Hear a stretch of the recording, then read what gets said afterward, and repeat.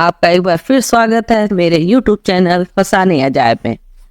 आइए सुनते हैं चित्रा बनर्जी दिवाकुंडी द्वारा रचित उपन्यास द्रौपदी की महाभारत का अगला भाग, मेरी यानी डॉक्टर वंदना की आवाज में। इस बार मैं हस्तिनापुर आई तो यह एक बहुत बदला हुआ लगा, अथवा मैं ही बदल गई थी। मैंने सोचा न था कि माया महल की स्वामिनी होने से मुझ में इतना परिवर्तन आ जाएगा। मुझे कौरव दरबार से भय नहीं लग रहा था, और हालांकि दुर्योधन के इस नए महल में अनेक लोगों को प्रभावित किया था, मैं तुरंत समझ गई कि यह हमारे महल का सिर्फ एक फीका प्रतिरूप था और उसमें आत्मा का स्पंदन पैदा करने वाली माया की कमी थी। मुझे वहाँ बुजुर्गों से भी डर नहीं लगा। मैं नेत्रहीन राजा धृतराष्ट्र, कृप और यहाँ तक कि मेरे भाई के लिए अभिशाप बनने वाले द्रोण से भी विनम्र आत्मसंयम के साथ बात कर रही थी। पितामह अनुमोदन की दृष्टि से मुझे बात करता हुआ देख रहे थे और एकांत मिलने पर मुझसे बोले, अब तुम हम सब में सर्वश्रेष्ठ के समान असली महारानी बन गई हो। अब तुम्हें इस बात की परवाह नहीं कि लोग तुम्हारे विषय में क्या सोचेंगे, और इससे तुम्हें अत्यधिक स्वतंत्रता मिल गई है। उन्हें उस अस्थिर परिस्थिति का पता नहीं था जिस पर मेरी स्वतंत्रता टिकी हुई थी। उन्हें यह भी नहीं मालूम था कि जब मैं एक कक्ष में जाती तो मेरा आत्मविश्वास गिर जाता था। वहां से तभी लौटती थी जब मुझे यह विश्वास हो जाता था कि कर्ण वहां उपस्थित नहीं था। उन्हें यह नहीं ज्ञात था कि मैं गलत बातों का कितना अधिक ख्याल रखती थी। यद्यपि भीष्म इस संदर्भ में सही थे, मैं कुछ मामलों में उनके साथियों के बराबर अथवा उनसे श्रेष्ठ थी। इंद्रप्रस्थ में मेरे पति राजकाज के संबंध में मेरा मत सुनते थे, और हालांकि कभी कभी हम लोगों में बहस छिड़ जाती थी, वह मेरे अनेक सुझाव मान लिया करते थे। यद्यपि हस्तिनापुर में राज सिंहासन पर नेत्रहीन राजा बैठता था और अनेक वृद्धजन उसके पास प्रतिष्ठित आसनों पर बैठते थे, असली सत्ता दुर्योधन के हाथ में रहती थी।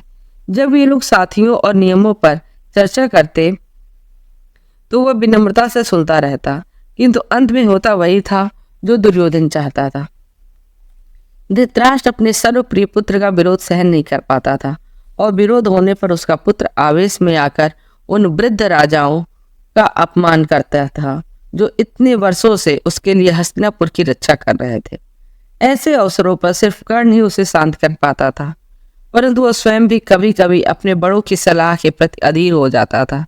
यह देखकर वृद्धजन अपनी प्रतिष्ठा बचाए रखने के लिए चुप हो जाते थे। प्रतिदिन वे लोग एक ऐसे जहाज पर रखी अलंकृत मूर्ति की भांति बैठे रहते जिसने बिना उनकी अनुमति के अपनी दिशा बदल ली थी और संकट की ओर बढ़ रहा था। यह सब मैंने स्वयं नहीं देखा, क्योंकि हस्तिनापुर हमारे नगर की अपेक्षा अधिक रूढ़िवादी नगर था। हालांकि दरबार में स्त्रियों के लिए एक बंद कक्ष था, वहां पर हमें सिर्फ निमंत्रण पर ही जाने की अनुमति थी। सूचना के मेरे स्रोत सीमित थे, क्योंकि दाई माँ को अन्य सेवकाओं से छिटपुट जानकारी ही मिलती थी, अथवा कुछ बातों मेरे पति द्वारा बता देते थे। मुझे यह तो पता लग ही गया, हमारे हस्तिनापुर पहुंचने से पूर्व ही कर्ण अपने राज्य लौट गया था। दुर्योधन द्वारा उसके पास लौट आने के लिए अनेक संदेश भिजवाए गए, किंतु वह नहीं आया। अपने पतियों के साथ मेरी बातचीत संक्षिप्त और असंतोषजनक होती थी, क्योंकि दुर्योधन दिन में उन्हें आमोद प्रमोद में उलझाए रखता था, और रात्रि में मुझे डर था कि द्यूत का कुख्यात खेलते खेलते। यद्यपि इस बार कुछ बातें भिन्न थीं। इंद्रप्रस्थ छोड़ने से पहले मैंने युधिष्ठिर से वचन लिया था कि वह मदिरा का सेवन करेगा, और उसने अपना वचन निभाया। इस संयम ने खेल में उसकी सहायता की। वह पहले से अधिक जीतने लगा और उसे बहुत खुशी हुई, परंतु इसका अर्थ था कि उसे घर लौटने की जल्दी नहीं थी। यह देखकर मुझे कभी कभी चिंता होती थी, क्योंकि मैं इस असहज भाव को अपने से दूर नहीं कर पा रही थी कि हम शत्रु के राज्य में थे। अन्य अवसरों पर मुझे यह सोचकर खुशी होती थी कि कर्ण से भेंट होने का अब भी अवसर मिल सकता था, यद्यपि उस प्रसन्नता के बाद का भाव कटु होता था। इस बार हमारे कक्ष पुराने महल में न होकर नई चमकती हुई इमारत में थे, जिसकी भड़कीली शैली दुर्योधन द्वारा पसंद की गई थी, जिसमें कमनीय सुंदरियों की प्रतिमाएं थीं तथा आखेट व युद्धों के भयावह चित्र बने हुए थे। ये कक्ष उसकी सभा के निकट थे, ताकि मेरे पति सहजता से वहां जा सकें। मैं इस परिवर्तन से अप्रसन्न नहीं थी। ताक झाक और गपशप से भरी उस पुरानी विद्वेषपूर्ण भूल भलैया और घृणा के उस जटिल इतिहास से दूर रहना अत्यंत सुखदायी था। वहाँ मैं अपना समय स्वेच्छा से बिता सकती थी, क्योंकि मेरे पति व्यस्त रहते थे और मेरे बच्चे सुबह से ही अन्य बच्चों के साथ खेलने या तमाशा व कूदते हुए बंदरों को देखने चले जाते थे। एक बार जब मैं महल की अन्य स्त्रियों से मिल चुकी तो फिर मेरे पास करने के लिए अधिक कार्य शेष नहीं था। इस सुविधा को मैंने बचपन से भोगा नहीं था और उस समय मुझे उसके बारे में अधिक पता नहीं था कि मैं उसकी दुर्लभता का महत्व समझ नहीं पाती। मैं कविताएं पढ़ती, लिखती अथवा आंगन में घूमती रहती। मुझे यह अत्यंत मजेदार लगता कि दुर्योधन ने यथासंभव हमारे महल जैसे फूल एकत्रित करने का भरपूर प्रयास किया था और सौंदर्य का विचार किए बिना वह एक दूसरे के ऊपर ही लगा दिए गए। मुझे सुगंधित वृक्षों के नीचे ही सेविकाएं खाना पीना दे जाती थी। मैं पक्षियों का कलरव सुनती थी। मैं ठंडे पतले सूती अनौपचारिक वस्त्रों में रहती थी, क्योंकि हमारे कक्ष की सभी सेविकाएं स्त्रियां थीं। दाई माँ मेरे केस संवारती तो मैं दिवा स्वप्न देखने लगती, और यदि मेरी कल्पना वहां चली जाती जहां उसे नहीं जाना चाहिए था तो मैं अपने मन को यह कहकर समझा लेती कि उससे किसी को हानि नहीं हो रही थी। मुझे इस बात की भी प्रसन्नता थी कि कुंती हमारे साथ नहीं रहती थी, क्योंकि यद्यपि हम एक दूसरे से विनम्रता से बात करते थे, हमारे बीच कटुता बढ़ती जा रही थी। जिस दिन से मैंने दुर्योधन के निमंत्रण को स्वीकार करने के विषय में अपने पत्नी के मत को बदल दिया था, वो मुझे सक्रिय आंखों से देखने लगी थी। मुझे लगता था कि उसे यहाँ आने के मेरे मंतव्य पर संदेह था, हालांकि वह उन मंतव्यों से अनभिज्ञ थी। इस कारण मुझे घबराहट व ग्लानि होती थी। परिणाम स्वरूप मैं चिड़चिड़ी हो गई। सौभाग्य से जब हम हस्तिनापुर पहुंचे तो गांधारी ने, जिसके साथ कुंती का पत्र व्यवहार होता रहता था, कुंती को रहने के लिए अपने साथ बुला लिया था। हम वृद्धाओं के पास उसने अपनी आंख की पट्टी के नीचे से कहा, बात करने के लिए ऐसा बहुत कुछ है जो तुम युवा लोग नहीं समझोगे। मुझे लगता था कुंती इसके लिए तैयार नहीं होगी। आखिर गांधारी के पुत्रों ने उसके पुत्रों को मारने का प्रयास जो किया था, परंतु कुंती ने तत्परता से स्वीकार कर लिया। शायद दोनों राजमाताओं के पास अपनी अपनी बहुओं की बुराई करने का एक अच्छा अवसर था। दुर्योधन की नई पत्नी भानुमति मिलने आ रही थी। मैंने अत्यंत रमणीय वस्त्र और अभिमानी भाव धारण करने की तैयारी कर ली, किंतु मैं उसे लेकर चिंतित नहीं थी। वह आयु में बहुत छोटी थी और मुझसे इतनी प्रभावित और भयभीत थी कि वह बोलते समय हकलाती थी। दुर्योधन इतनी कम आयु में भानुमति को उसके माता पिता से अलग करने की बात पर मुझे बहुत क्रोध आया। मैं यह भी सोचने लगी, उसने मेरे विषय में ऐसा क्या सुन रखा था जिसके कारण वह इतनी घबराई हुई थी। जरी के अत्यंत भारी वस्त्रों के कारण उसकी बेचैनी को देखकर मैंने यह अनुमान लगाया कि दुर्योधन ने निश्चित ही उसे इस भेंट और उसके वस्त्रों को लेकर उसे आदेश दिया होगा। मैंने बातचीत के दौरान दुर्योधन का नाम लिया तो एक पीड़ा भरी शर्म उसके चेहरे पर स्पष्ट दिखाई देने लगी। वह बेचारी उससे प्रेम भी करती थी और भयभीत भी रहती थी। मुझे दया की हल्की सी चुभन महसूस हुई। कोई भी लड़की जो अहंकारी दुर्योधन से प्रेम करेगी उसे पीड़ा तो होनी ही है, और भानुमति को सहज करने के लिए मैं जो कर सकती थी मैंने किया। उसने मेरा जिस तरह आभार व्यक्त किया उससे मुझे समझ में आ गया कि उस महल में बहुत कम लोगों ने उससे मित्रतापूर्ण बात की होगी। शीघ्र ही उसकी चूड़ियां खनकने लगी। फिर उसने मुझे अपने चांदी की बिछिया दिखाई और अपने शौक के विषय में मुझे बताने लगी। मिठाई खाना, अपने तोते को बोलना सिखाना और काशी से आई अपनी सहेलियों के साथ लुका छुपी खेलना। उसने बताया कि कभी कभी दुर्योधन भी अपने मित्रों के साथ उसकी इन क्रीड़ाओं में सम्मिलित हो जाता था। उसने यह कहकर मुझे चौंका दिया, अपने पति के मित्रों में मुझे कर्ण सबसे अच्छा लगता है। वह दुशासन की तरह छिपकलियों से मेरे डरने पर मेरा मजाक नहीं उड़ाता। कभी कभी जब वह मेरा छिपने का स्थान खोज लेता है तो ऐसा करता है मानो उसने मुझे देखा ही ना हो। कर्ण के विषय में बातें करते समय उसका चेहरा सहज खुशी से चमक उठा था। स्पष्ट था कि वह उसे पसंद करती थी। भानुमति ने विदा ली। चलते समय मुझे भी अपने पास मिलने का निमंत्रण दिया। तब भी मैं कर्ण वाली बात को पचाने और अपने भीतर उठे ईर्ष्या के मूर्खतापूर्ण दत्त की उपेक्षा करने का प्रयास कर रही थी। उसने द्वार पर मुझे आवेशपूर्ण आलिंगन में भर लिया। तुम बहुत अच्छी हो, वह बोली। न कि कटु जिह्वा वाली, जैसा कि मुझे उन लोगों ने चेताया था।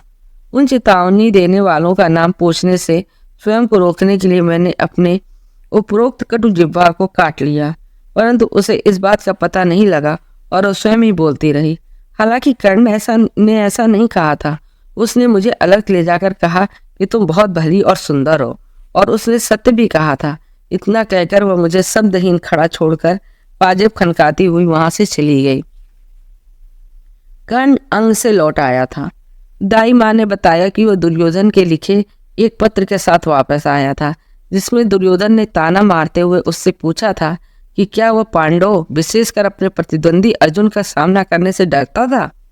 अपने मित्र की वापसी अथवा अपने अनुनय की विजय का जश्न मनाने के लिए दुर्योधन ने एक भव्य पारिवारिक भोज का आयोजन किया। इसका आशय यह था कि इस भोज में उसके सभी रिश्तेदारों व नजदीकी मित्रों को अपने अपने घर की स्त्रियों के साथ सम्मिलित होना था। इस समाचार से मैं एकदम उत्तेजित और क्रोधित हो गई और काफी समय ये निर्णय लेने में लगा कि मैं इस अवसर पर क्या पहनूंगी। यहाँ तक कि मेरी सबसे मूल्यवान साड़ी भी इस अवसर पर फीकी और पुरानी लग रही थी। अंत में मैंने इंद्रप्रस्थ के बुनकरों को ऐसे नए वस्त्र बनाने का आदेश दिया जैसे उन्होंने पहले कभी न बनाए हों, इतने शानदार कि अविस्मरणीय हो जाए। उनका कहा गया कि जैसे ही वस्त्र बनकर तैयार हो जाए उन्हें मुझ तक पहुंचा दिया जाए। उन्होंने मुझे वचन दिया कि वह दिन रात काम करके इसे पूरा करेंगे। मेरी वस्त्र अभी आए भी नहीं थे कि परेशान और रोती हुई भानुमति मेरे पास आई और उस दिन के लिए मुझसे उचित वस्त्र चुनने में उसकी सहायता के लिए प्रार्थना करने लगी। मैंने उसकी कक्ष में जाकर देखा कि वह साड़ियों से भरा हुआ था और हर साड़ी पिछली वाली से अधिक रंग बिरंगी और सोने के धागों से अधिक कसीदाकारी की हुई थी और रत्नों से भरे चंदन के बक्से पूरे फर्श पर फैले हुए थे। मुझे उसको यह समझाने में लगभग पूरा दिन लग गया कि कोई भी साड़ी पहनकर वह सुंदर लगेगी, परंतु यदि मैंने उचित वस्त्र नहीं पहने तो दुर्योधन बहुत नाराज होगा। यह बात उसने कम से कम 20 बार कही होगी। उसने एक बार अपनी बड़ी और निष्कपट आंखों से मेरी ओर देखते हुए यह भी कहा, मैं चाहती हूँ कि कर्ण मेरी प्रशंसा करे। अंत में हमने एक गहरी लाल रेशमी साड़ी पसंद की जो इतनी अधिक स्वर्ण और रत्नों से जड़ित थी कि मुझे डर था कि उसे पहनकर चल नहीं पाएगी, और उसने उस साड़ी के साथ मेल खाता हुआ मोटे स्वर्ण में जड़ित माणिक्य का हार भी पसंद किया। अपनी कक्ष में लौटने तक मैं भोज के लिए अपनी योजना बदल चुकी थी। भानुमति से मिलने के बाद मुझे अपनी उस भूल का एहसास हुआ जो मैं करने वाली थी।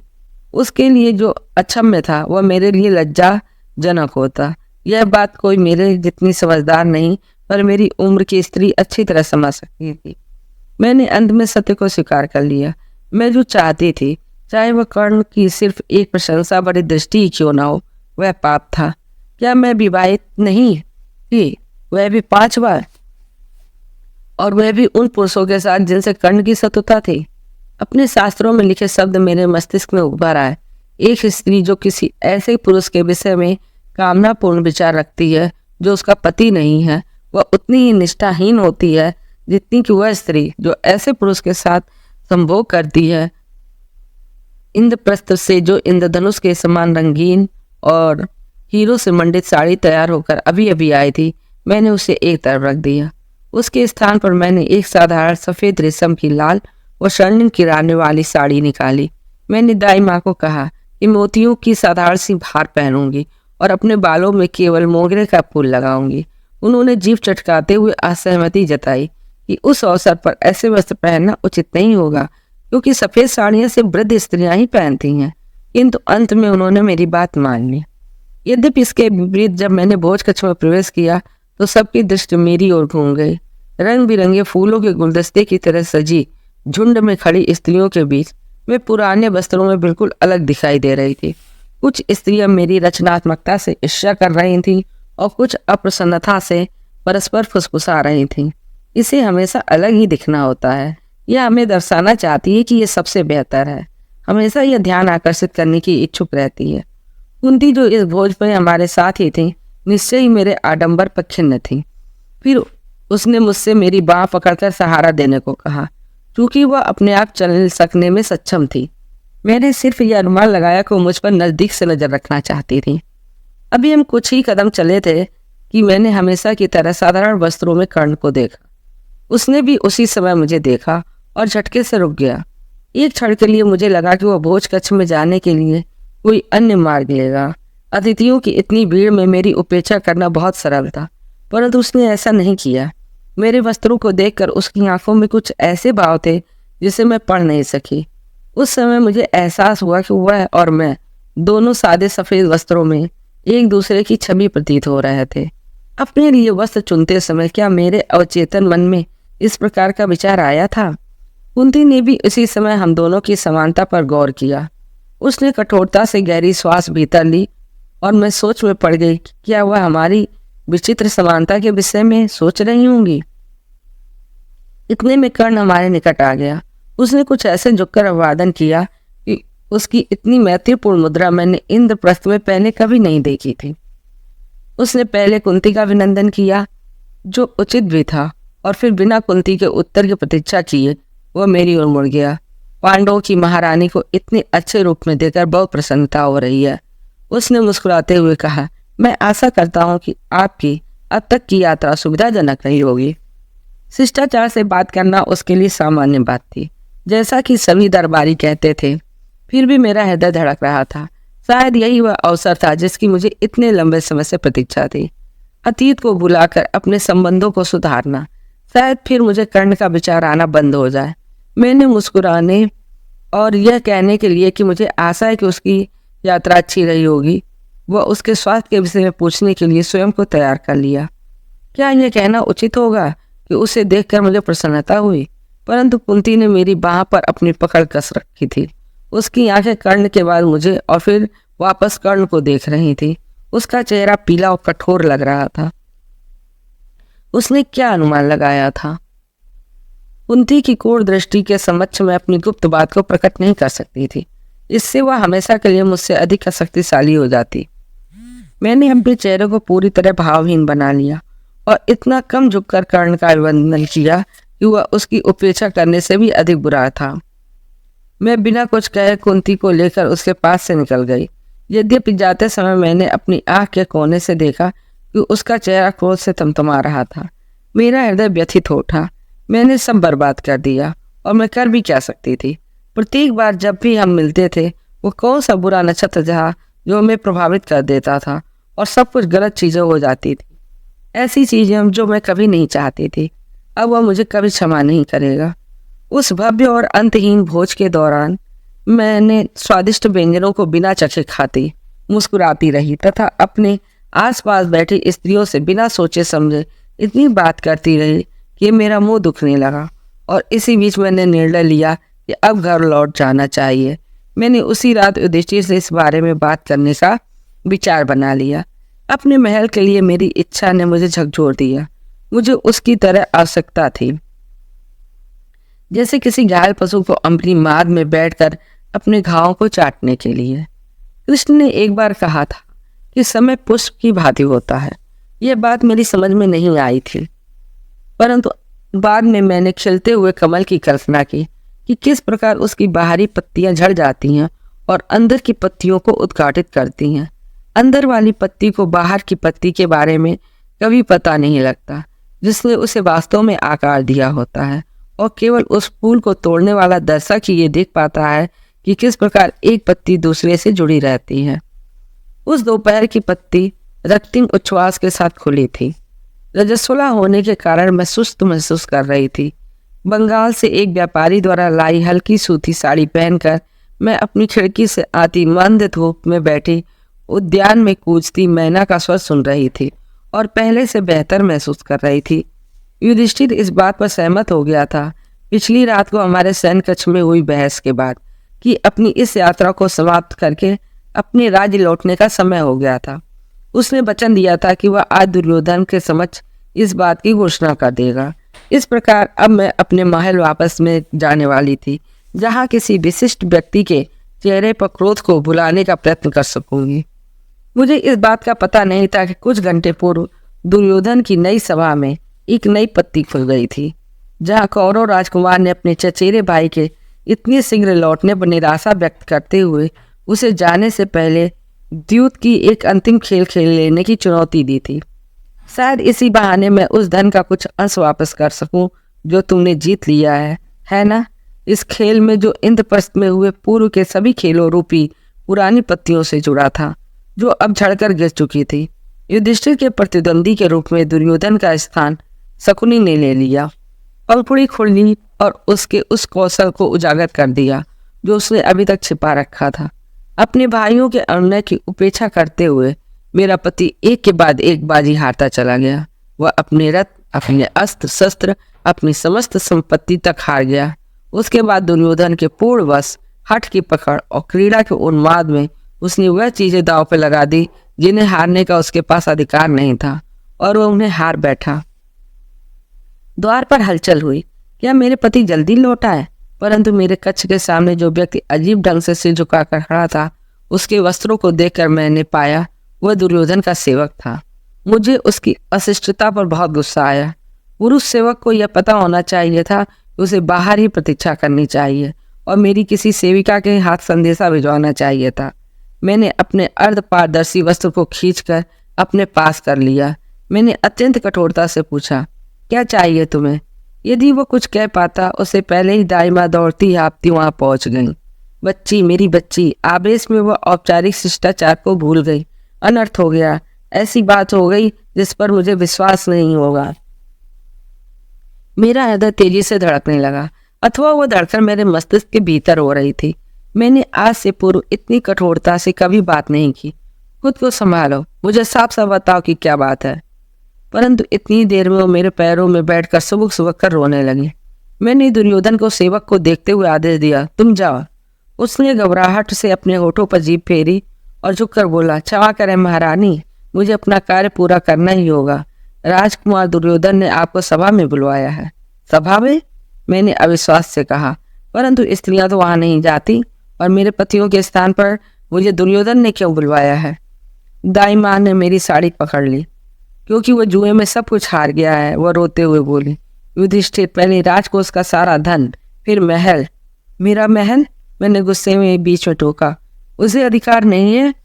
चेहरे पर विकास से दाई माँ के होठ खिंच गए। यही नहीं, वो अपना राज्य भी हार गया है। उसके बाद वो रुकना चाहता था क्योंकि उसके पास दांव पर लगाने के लिए कुछ नहीं था। लेकिन उस दुष्ट शकुनी ने कहा, ज्येष्ठ भाई होने के नाते तुम अपने पांडव भाइयों को दांव पे लगा सकते हो। यह तो बिल्कुल निरर्थक बात है, मैंने चिल्लाकर कहा। निश्चित तौर पर वह ऐसा नहीं कर सकता। उसने ऐसा ही किया और वह हार गया। फिर उसने स्वयं को दांव पे लगा दिया और हार गया। उन राक्षसों का भाग्य उस गिद्ध शकुनी के पक्ष में था। इसके बाद दुर्योधन ने कहा कि द्रौपदी के अंतिम दाव के विरुद्ध मैंने तुमसे जो कुछ भी जीता है, मैं वो सब कुछ दांव पे लगाता हूँ। मेरा सिर चकरात रहा था। नहीं, मैंने कहा। दाई माँ ने हामी भरी और अपना चेहरा छिपाकर फिर से रोने लगी। मेरा मुंह सूख गया। मेरे भीतर अनेक प्रतिवाद परस्पर टकरा रहे थे। मैं रानी हूँ, द्रौपद की पुत्री और धृष्टद्युम्न की बहन, पृथ्वी के महानतम महल की स्वामिनी। मुझे सिक्के के थैले की बात दांव पर नहीं लगाया जा सकता था, अथवा किसी नर्तकी की बात इस सभा में नहीं बुलाया जा सकता।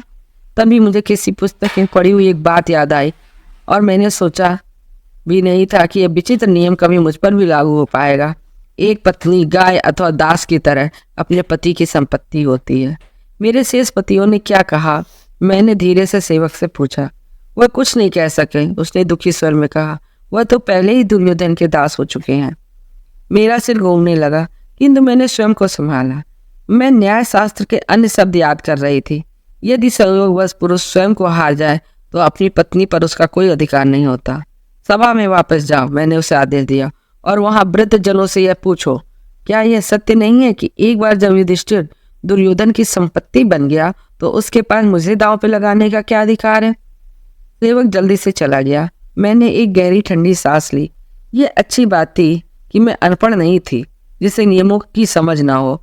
बुजुर्गों को पता लग जाएगा कि मैं किस नियम के संदर्भ दे रही थी। वह तुरंत दुर्योधन की दुष्टता रोक देंगे। विशेषकर भीष्म इस प्रकार मेरे अपमान को कतई समर्थन नहीं करेंगे। मेरे लिए अभी चिंता तो समाप्त नहीं हुई थी, किंतु कम से कम मैंने स्वयं को दुर्योधन के मित्रों द्वारा घूरे जाने के अनादर से तो बचा ही लिया था।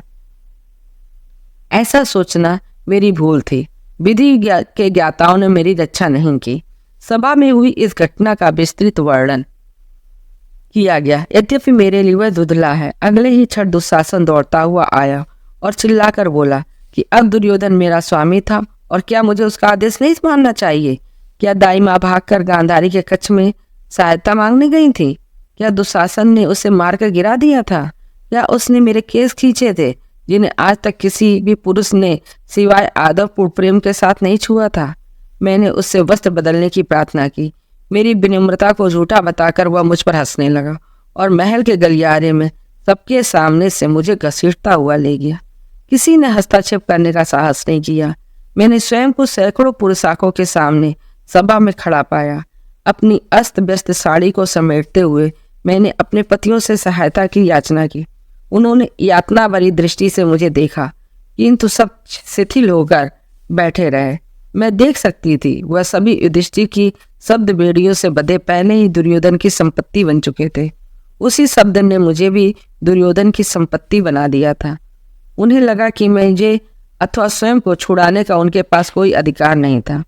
जब मैंने नेत्रहीन पुरुष का नाम लिया तो अपना सिर इधर उधर घुमाकर दुविधा में होने का नाटक करने लगा। मेरी उत्कंठा बढ़ रही थी, किंतु अभी मैंने हिम्मत नहीं हारी थी। मैंने सहायता के लिए पितामह को पुकारा, क्योंकि मुझे विश्वास था कि वह अवश्य हस्तक्षेप करेंगे। क्या उन्होंने मुझे अपनी प्रिय पौत्री नहीं कहा था? क्या उन्होंने मुझे वह सब गुप्त बातें नहीं बताई थी जो उन्होंने दूसरों से छिपा रखी थी? क्या उन्होंने माया महल की स्वामिनी बनने में मेरी सहायता नहीं की थी? परंतु मुझे यह देखकर विश्वास नहीं हुआ कि वह भी अपना सिर झुकाकर बैठे थे। यह देखकर अपनी विजय पर दुर्योधन हंसने लगा। उसने अत्यंत बेशर्मी के साथ मुझे अपनी जान पर बैठने के लिए कहा और फिर अंत में मैंने कर्ण की ओर देखा। वह मेरी अंतिम आशा था और वही अकेला था जो दुर्योधन को रोक सकता था। उसने मेरी तरफ पलट कर देखा। उसकी दृष्टि स्थिर थी, उसके चेहरे पर प्रतीक्षा के भाव थे। मुझे पता था कि वो क्या चाहता था, कि मैं घुटनों को बल बैठकर उससे दया की भीख मांगूं, फिर वो मुझे बचा लेता। वह असहाय लोगों की सहायता करने के लिए विख्यात था, परंतु मैं स्वयं को इस स्तर तक नहीं गिरा सकती थी। यदि मैं मर जाऊं तो भी नहीं।